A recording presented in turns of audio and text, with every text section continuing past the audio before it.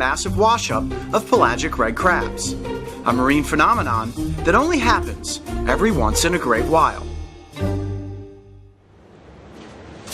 Right, welcome back everyone. Okay, so we're on location in Southern California right now, filming our new series Beyond the Tide, shooting some B-roll shots, and I come up to the edge of this cliff and look in and see an entire pocket of water filled with pelagic red crabs. Here, let me grab a handful of these so you guys can see them. Come here, ow, ow, ow, ah, getting pinched. But look at that, they look like little lobsters. Now you may be saying to yourself, Coyote, is it a crab? Is it a lobster? It kind of looks like a shrimp.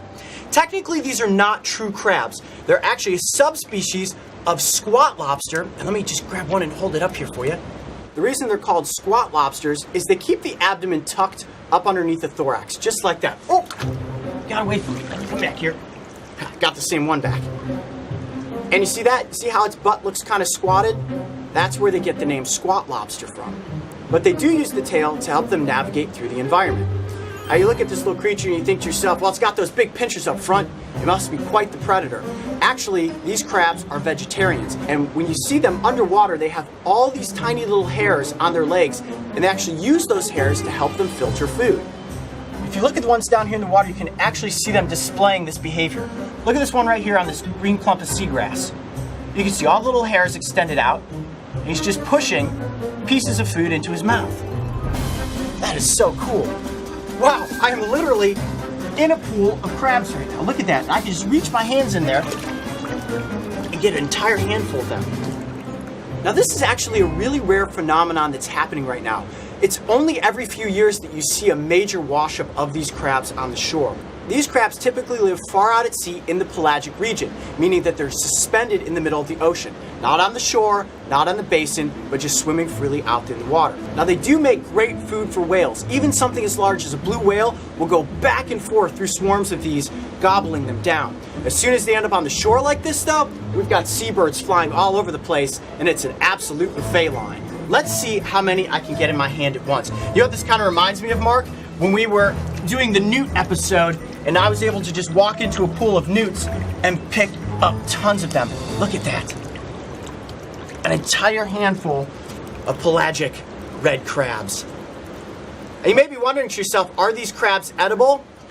I would say no. There wouldn't be much meat on an animal like this. Just the tiny little tail has a little bit of meat in it. They're mostly exoskeleton, eyeballs, and innards. For such a bizarre looking little ocean creature, they certainly are beautiful with that bright red coloration. Watch this, when I put them down into the water, it almost looks as if they glow. Wow, that is so cool.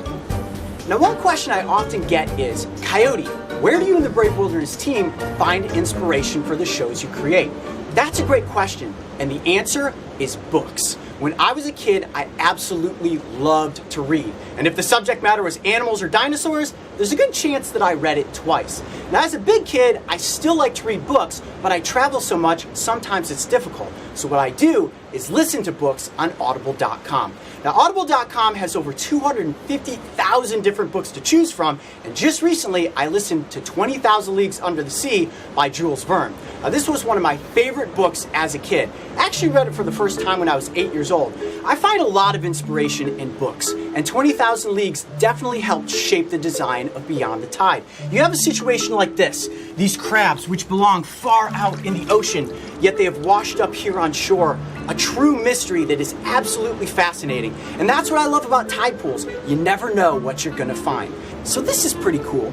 Recently, audible.com found out that I was listening to their books. They wrote to me and said, Coyote, we should do a giveaway for the Coyote Pack. And I said, that would be absolutely perfect. So right now, because you're watching this video, if you go to audible.com/coyote, you can get a free 30-day trial period and download your first book absolutely free.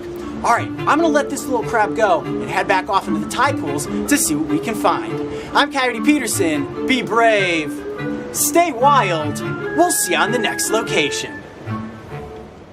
The tide pools of the world are filled with all kinds of mysterious creatures, many of which I've never even heard of, and certainly have never captured for the cameras.